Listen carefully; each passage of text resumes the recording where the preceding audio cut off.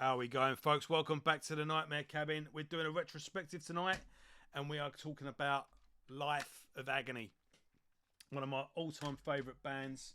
I go off a little while, and I always end up coming back to this band. And Keith Caputo, in my eyes, is one of the greatest singers of our generation. So, yeah, it's not the biggest back catalogue because the band have split up and reformed a couple of times. They never really... There was never like a real bad split or anything like that. But I think, you know, them being childhood friends and Keith Caputo and Joey Z, the guitarist, being cousins, they always just come around and find each other again. And the band are on tour at the moment. They're going to be playing in the UK soon. I think they're playing London next week. So, yeah, I thought now's the time. So, yeah, when did I get into Life of Agony? Pretty much when I got into metal in general. I've mentioned them before, but those Drill in the Vein videos was when I first discovered them. And, yeah, basically got their albums from there. And, yeah, I've just always come back to them, basically. Yeah, so let's get into the story and then we'll get into the albums. So the band formed in 1989, probably formed a bit earlier than that, really, since they're childhood friends, etc. But yeah, growing up, they're from Brooklyn, New York. Obviously influenced by the hardcore scene. They're Life of Agony are a bit of a mishmash of everything, really, from thrash metal, punk, and like I say, that New York hardcore is in their DNA. It's baked into the cake, and no matter they certainly weren't limited by it, but as far off as they go from that, there's always still that little element in there. But the main crux of the band is Keith Caputo on vocals, Joey Z on guitar, and Alan Robert on bass and vocals. The drummer's always been a bit of a the drum seat, shall I say, has always been a bit of a revolving door. So we'll cover that. We'll cross that when we come to it. Each drummer that's been in the band, and yeah, like I say, it's a good mixture of there's fast thrashy riffs, there's like sort of fast punk rhythms, there's slow dirgy Sabbathy riffs, there's beautiful melodic clean guitars, you know, beautiful soulful vocals, and yeah, just Life of Agony overall they're just great songwriters, really, and that's all it really boils down to, and why they've had the longevity that they've had. So they started first release was 1990 with a demo called Death on the DMT. I'm just going to go through the demos quickly because the first album's really when things get really interesting. So you got Death on the BMT in 1990, Depression in 1991, and The Stain Remains also in 1991. Now, why they haven't reissued these demos is anyone's guess, especially nowadays with vinyls and cassettes and box sets and all the rest of it. I think a really good collection, like either a collection or putting them out on like in a cassette box set or something like that. I think it'd be a really interesting release, and you can hear them now. Thank God for YouTube, and they're really interesting listens. And yeah, Death on the BMT especially. You know, it's got that. It's very punk. It's got a Black Flag influence. But even in those early days, there was they would have the sort of hardcore chant choruses and all the rest of it, but Keith would still sing. And yeah, post-punk, Black Flag, so on and so forth. You get the picture. And this Depression is actually 37 minutes long. Like, that's the length of an album. Surely that could be put out today, even if they self-released it for like a Bandcamp page or something like that. But yeah, things get really interesting. We're in 1993 with the debut release, River Runs Red, on Roadrunner Records. So as I mentioned, you got Keith on vocals, Joey Z on guitar, Alan. Did I say Alan? Yeah, Alan Robert on bass and vocals. Now he wrote all the lyrics for this first album, and right, here we go. Sal Abruscato, I can't pronounce that, but Sal, I'm just going to call him Sal. He was also the drummer in Typo Negative, and he did the first 3 albums: Slow, Deep and Hard, and Bloody Kisses, and Origin of the Feast, which is a live album. But so at this time he was playing double duty. Well, I don't know if he made the jump. Bloody Kisses and River Runs Red were released the same year, and most notably as well, River Runs Red was produced by Typo Negative keyboard player Josh Silver. Got that right? And yeah, what an album this is. I mean, just listening to it the other day, it hasn't aged at all. It's just absolutely fantastic. Yeah, like I say, so we've got, fast, thick riffs by Joey Z. You've got, Alan's driving bass, fantastic drums as well. You've got, so it's all very hard. It's got like a hardcore edge to it, but real thick riffs, real good rhythms.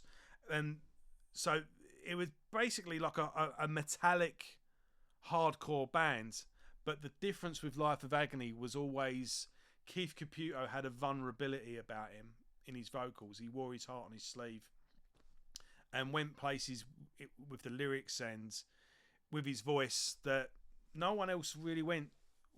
And it's funny as well because, being in the hardcore scene as well, it can be quite a rigid mentality of people, and the accusations of sellouts, and the slightest turn away from the pure sounds. And it's funny how Life of Agony have always maintained they've never really got a lot of crap for what a lot of other bands would get, and I just think it's mainly because it's just authentic. And even with the band called Life of Agony, and there's a lot of depressing subject matter in the lyrics, like they never got tarred with the grunge brush either. And I think it is because it all just comes from a real place, and like I say, there's an authenticity there that a lot of other bands, they were never playing a part. It was never a gimmick with them. You always felt that it was coming from a real raw place. But yeah, where do you start with this album? I mean, every song on this is just awesome, from This Time to that driving opening riff, and then that slow rhythm with that dan dan dan dan dan bum bum bum bum. It's just heavy.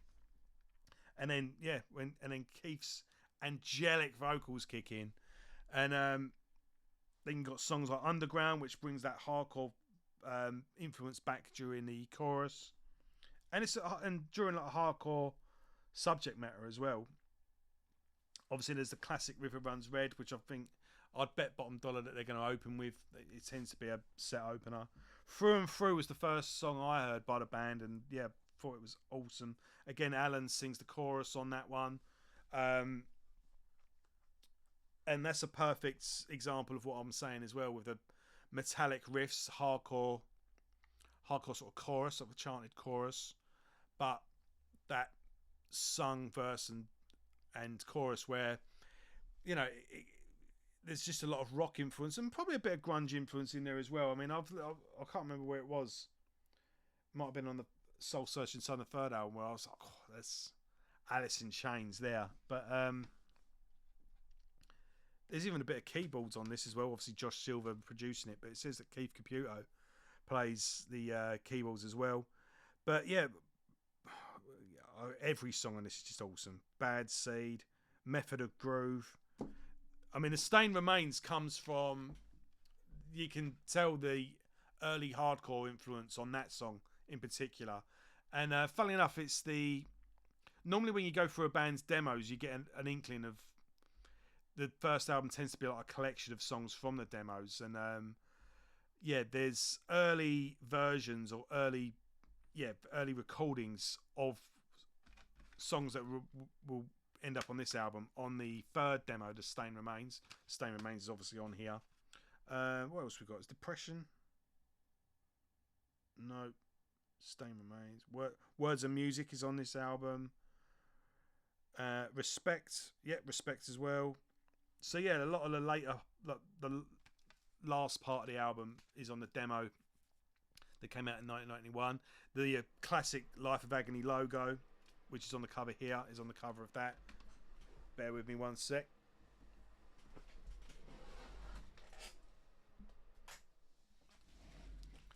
Don't want that humming in the background. But yeah, a classic album all the way through. Every song on it is just awesome. There's a narrative that goes through this album as well. It's not quite, I don't think the songs are quite a concept, but there's a running narrative. There's interludes between every couple of songs, and it's basically of a character whose life is just falls apart bit by bit. Girlfriend dumps him. Then on the next one, he gets fired from a job.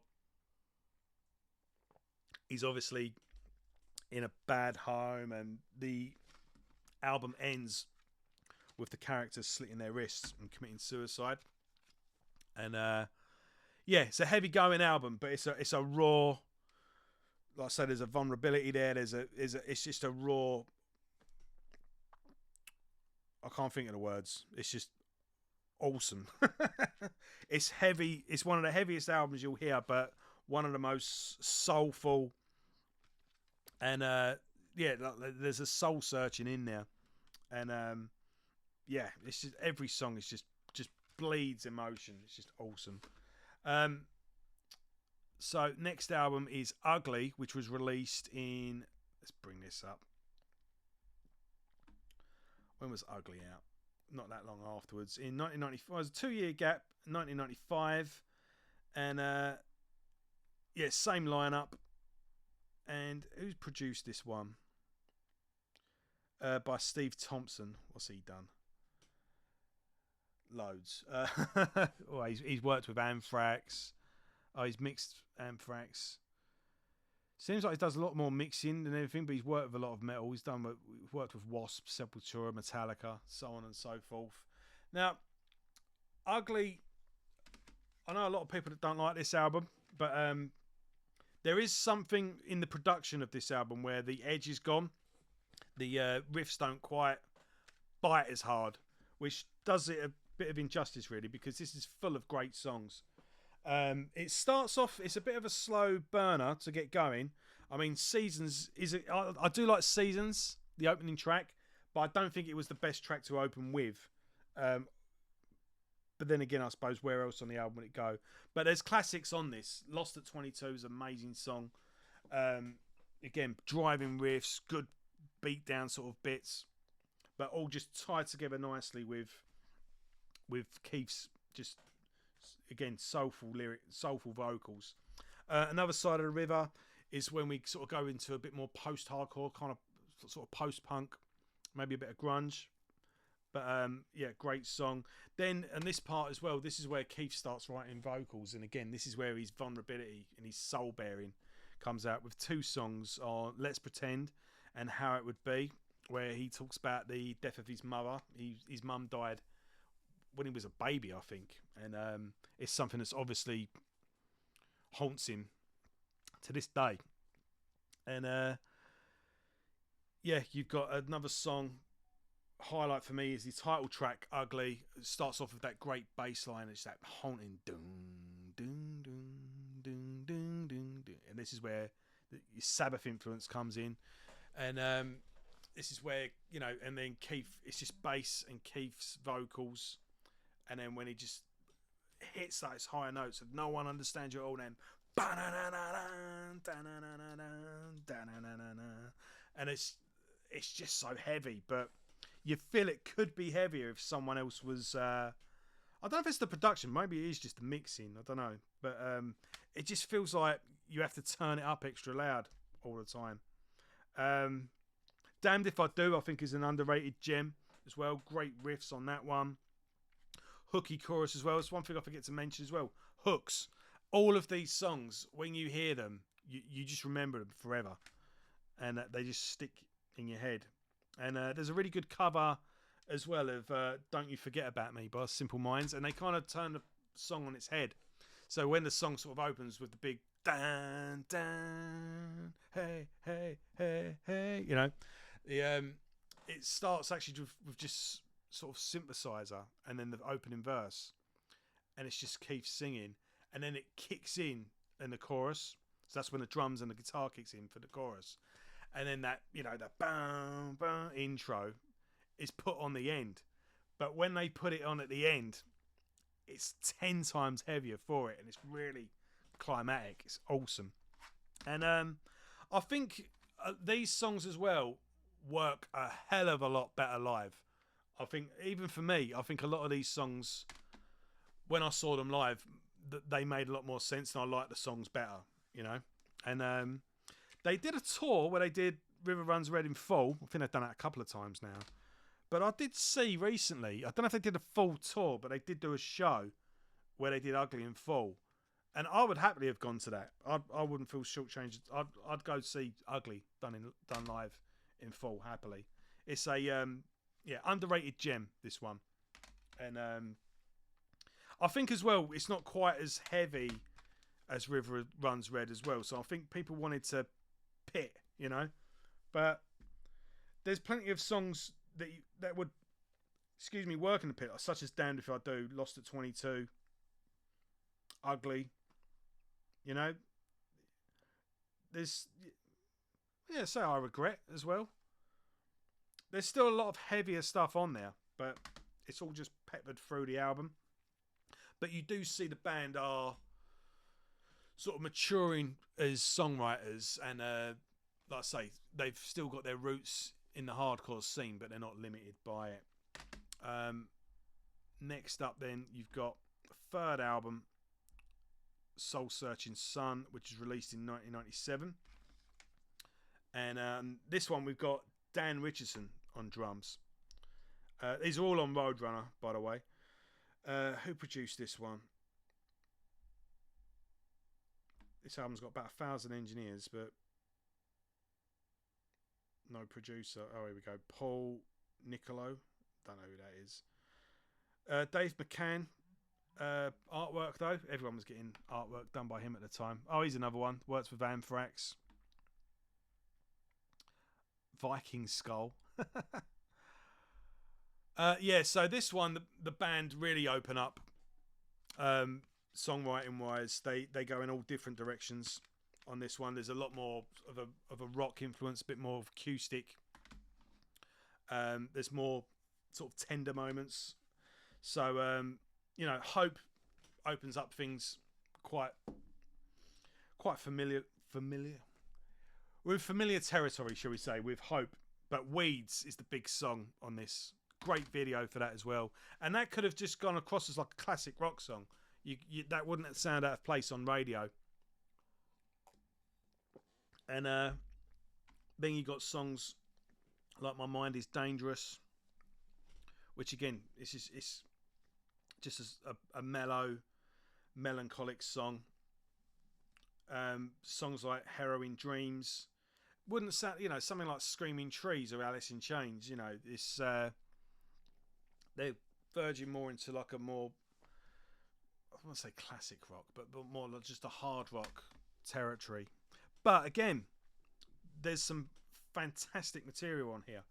A song like Tangerine is great. Heroin Dreams as well. Again, they're bearing their soul on this. They're talking about real life situations with drug addiction and family members and all the rest of it. Overall, it really sees the band sort of broadening their horizons, and they've done it gradually over the course of 3 albums. And this is the initial run by the band.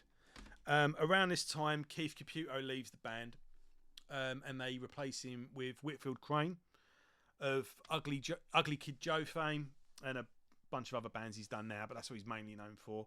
Now, I never saw him, but I wonder if there's any footage of that time when Whitfield Crane was in the band, because I've got it on good authority that they were really good live with him, but they never recorded an album with him, and it's makes you wonder. But yeah, so then the band fizzle out. Alan went on to do a band called Stereo Mud. No, sorry, not Alan. Joey Z went on to do a band called Stereo Mud with Corey Lowry from Stuck Mojo. Now, I've got one of their albums. I cannot find it anywhere, and I've been looking for it for days for this video. And I'm just trying to find it here. It was really good in a sort of Seven Dust, yeah, it's got that American sort of rock, but with a bit of a metallic edge. I don't want to say Nickelback, but think Breaking Benjamin, think Seven Dust, that kind of thing.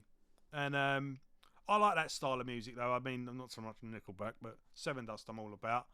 And Dark New Day. I'm trying to think of bands like that.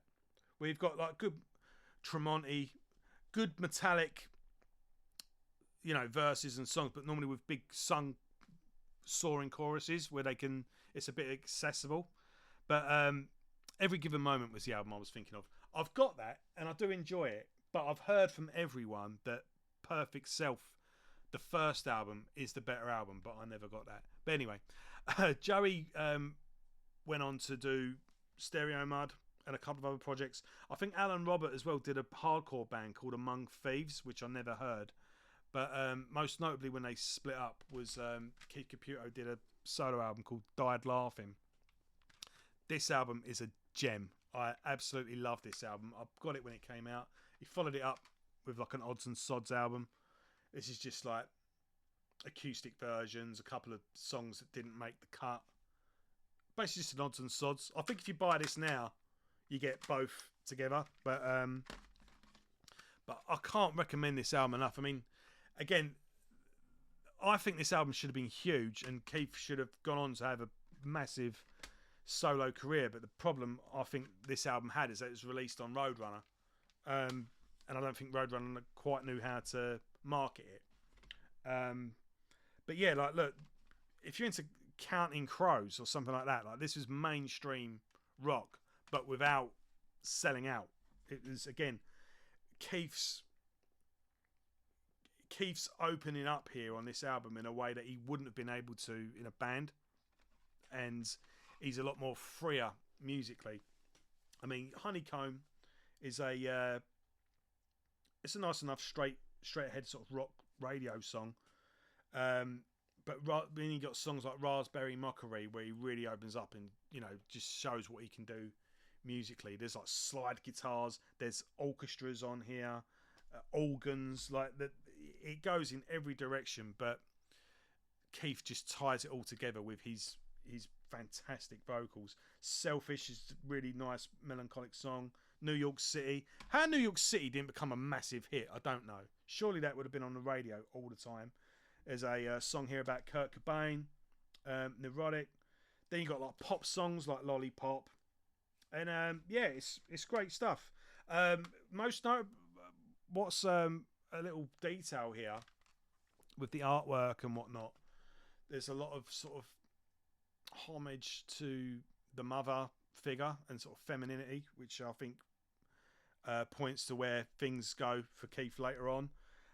Brandy Duval is Keith's mother's name, so the song's about her, obviously, and that was meant to be the name of the album, but the label made him change it to Died Laughing. So yeah, just a cool little detail for you there. But yeah, musically, it's fantastic. This is a gem, and more people should hear it. It's awesome stuff. So yeah, I remember, I liked Life of Agony. I really enjoyed Keith's solo album. And then the big news came that the band were reforming. And I saw them at the London Astoria on that reunion tour, and it was fucking awesome. It was one of the best shows ever. And everyone from where I hang around as well was there as well. It's like everyone from my area just flooded into London.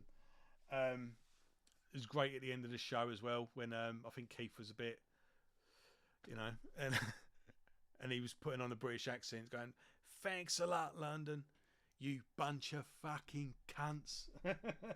But to coincide with the reunion, though, they put out this DVD, "This River Runs Again," and I don't know if this is the first reunion show. It certainly must have been one of them, but this concert is awesome, and you got good interviews on here as well. So you got the concert on 2 CDs and a DVD, and it's 18 songs, all from these 3 albums, and it's the perfect set, and it's a fantastic atmosphere on it, brilliantly edited. This is absolutely essential if you're a Life of Agony fan, and yeah, every song, it just 18 songs, and it just flies by. It was more or less this set when I saw them in London as well, give or take a song here and there.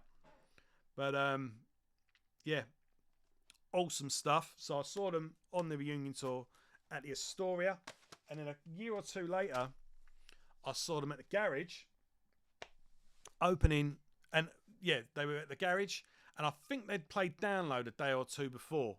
So it was on one of those things where, it's always good when there's festival season on, because you get an opportunity to watch a band in a real small venue, because they'll play a festival, but they'll have a day off, or they'll have a spare day somewhere. So what they normally do is just book a gig somewhere that's gonna fill up. They haven't got to work hard to fill up, and it gives them something to do on that day. So yeah, I've seen Sick of It All at the Barfly, which is literally a room above a pub. There's a couple of venues near me. It's always a good opportunity. So they'd played Download a day or 2 before, and then they played the Garage. And that day at the Garage, a unknown band from Wales was opening called Bullet for My Valentine. Don't know if you've ever heard of them. It's funny because I was actually hanging about with them beforehand. They were just hanging around talking. I was like, "Oh yeah, what your band called?" "Oh right, yeah, I never heard of them before," and they all went on to be massive. But at that gig, they played 2 new songs, and one of them was "The Day He Died," and I can't remember for the life of me what the other one was, but I'm pretty sure it was the opening track, "Love to Let You Down." And they said, "We got a new album coming out, la la la la. And when the album comes out, you can say, I heard that shit back in 2003. Because, yeah, and then 2004, we get Broken Valley. And I gotta say, yeah, it's pretty much everything the band had built up on the first 3 albums, all the different influences and sounds and textures and all the rest of it, all, put into one album. But the problem with it is that, I don't know, it's one of those albums where I'm left unmoved, shall we say. It's good stuff on it. I mean, "Love to Let You Down's a good song. Is it "Wicked Ways" or "Don't Bother," where Keith is like doing a Scott Weiland impression? He's like, "Bitch, bitch, just another bitch, bitch." Trying to it sounds like Stone Temple Pilots. It's all good stuff though. I mean, "The Day He Died" is a good song. I can't remember if there's one here that's piano led. I can't remember now. It's one of those albums that while it's on, I'm enjoying it while it's on, but when it's finished, I don't remember much about it, and it's kind of just like I'm neither here nor there with it, I'm afraid. Again, I remember when it came out as well, I sort of listened to it going, yeah, the new Life of Agony album, and then it was just like, it just fell into the background really quick. And listening to it today, or listening to it leading up to this this video, it was pretty much nothing had changed really. It was like, yeah, this is good, but nothing's really standing out. Then things, I'm not sure what happens, but yeah, 2005 and then 2017. So we get a massive gap between albums. I don't know if I'm sure the band carried on touring on and off, but yeah, we've got 2005, 2017. We get a place where there's no more pain. In 2017, obviously we're in the Mina Caputo era, and this was a return to form, as they call it. Yeah, this is a lot heavier. This is the sounds. The guitar sound is what should have been on Ugly, and yeah, this one goes straight for the jugular. It's like everything that they've learned along the way, songwriting wise, it's all just come together, and they've reapproached the heavier side of their sound, but taken what they've learned from the mellower side and put it all together, if that makes sense. But not to say that it's all just heavy all the way through. All the other, influences and whatnot is still there, but this album's a lot more consistent and concise, and that's the word I'm looking for. Consistent, I suppose. Yeah, it works as a whole. Great song. The title track as well, Place Where There's No Pain, that rings in your head for days. Like you instantly take to it. Dead Speak Kindly is another great track. World Gone Mad. Little Spots of You, I think that was the one I was thinking of earlier. It was like a bit more mellower. The Song for the Abuse is really good. Yeah, it's, like I say, return to form on this one. Really good album. And then what do we get next? We get 2 years later, The Sound of Scars. Now, again, I think this is the best album they've done since the reunion. What was I going to say? Right, so going back to River Runs Red, you've got the narrative of the boy that eventually commits suicide. This is a sequel to that narrative, and yeah, it's very rare that you get you get a concept album that works, where you've got the narrative running through the album, you've got the collection of songs, which is the album, which works as an album, but the songs have to stand on their own as well. And it's very rare, that you get all three come together and it works. And and as rare as that is, when the concept album actually comes together and works, the rare time that bands get that right, they always fuck it up and make a sequel. Operation Mindcrime 2. I'm talking to you. But this is another exception, because this one's actually really good. So so it's the tracks on here. Monday, Thursday, and Friday is when you get the narrative of the story, and then on Friday when he cuts his wrist, and it kind of makes the blood's dripping into the water of the bath sort of thing. So it's like a blip, blip. But it's kind of done musically. The drops hitting the water, it's kind of done with a keyboard, and so it's kind of like a musical dripping of water as the album rings out. That opens this album, and the paramedics come along and rescue him, and it's basically about him putting his life back together. And does he in the end? No, I'm not sure, but it's fantastic album, and again, I think it's one of the heaviest albums Life of Agony have done. Oh, did I go on about drummers? Let's talk about the drummers quickly. I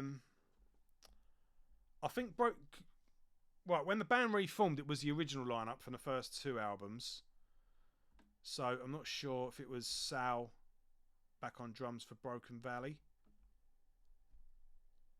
Let's quickly check. Yeah, so Sal was back on drums for Broken Valley. Then on A Place Where There's No Pain. Oh, Sour Again. And then Sound of Scars. I think we've got a new drummer though. Yes, we've got Veronica Bellino on drums. Yeah, so let's talk about Sound of Scars. I mean, yeah, everything. This is just awesome. And again, it's everything that I've been talking about so far. Heavy riffs, bouncing rhythms. Again, you've got that hardcore influence in there. There's breakdowns when it needs to be. There's slow, sort of sludgy stuff. But again, there's melody running through it. Big hooks, big choruses. Choruses that you hear and you remember. You know, it just sticks with you. But Scars is a great... What's great about this album as well is every song on it's really short. It just gets in, packs the punch, does what it has to do, then just moves on to the next track. I think there's about 13 songs in total on this one. Let's have a quick look. 14. Yeah, and it's 40 minutes, but it flies by. Black Heart. What an amazing song, and what amazing vocals by Keith. It's then you've got Empty Hole. All of these are great, and I think When, the closing track, is the one I was thinking of that's piano led, and I think that was originally recorded. It sounds to me as well like it was recorded like an a cappella, and then the piano was added later. I'm not sure if that is the case, but it's kind of loose. But yeah, it's interesting. There's some right Sabbathy stuff as well. Once Below is another great song. It's just a great consistent album that just plays itself, just from track to track. Massive choruses, awesome riffs, bounces along. I would say this is their best one since the reunion, but none of it, you know. I was thinking about as well about the solo material between... I forgot to mention between Keith Caputo, because he's released albums as Keith Caputo, as Mina Caputo, and then sometimes just Caputo. Them three together, 3 in 1. You've got about 10 albums worth there, and plus he's also done, is it Freaks and Neptune Darlings? So yeah, Keith Caputo's done more music or released more albums outside of Life of Agony than he has in. But yeah, and then last year they did a single. There's a video on YouTube of Brandon Lee, a tribute to The Crow. That was a really good song as well, actually, and a pretty cool video as well, like all sort of AI footage of like animated footage from The Crow. But that was quite a nice nice dark song, kind of slow, but sort of mid paced. But yeah, really dark, really cool. And yeah, I mean, Life of Agony are just one of those bands that just got a little something for everyone. They, you know, they can have... Life of Agony will kick off one of the most violent pits you'll ever be in, and then another moment, you know, you'll be crying your eyes out listening to them. You know, they've got the heaviness and they've got the melancholy, and it's all just wrapped up in this awesome, you know, this... Again, it's just a great collection of songs. That's all there is to it when it comes down to it at the end of the day. And they go where the song takes them, and they're not limited by anything. But yeah, they're just a fantastic band that I just always end up coming back to. So yeah, if you get a chance to see them in this upcoming tour with Biohazard, definitely go. So if you're new to Life of Agony, where do you start? Right, absolutely, debut album. Get that first. Then from then on, I'd say, yeah, you need the first 3 albums, absolutely. Then I'd say get the new one, and then fill the gaps in from there. I'd say get Broken Valley last. That's for complete, but it's not terrible, you know. I think Life of Agony's worst album has still got some of their best songs on it, you know. But yeah, I've been listening to this band since I was in school, so this is one I wanted to cover.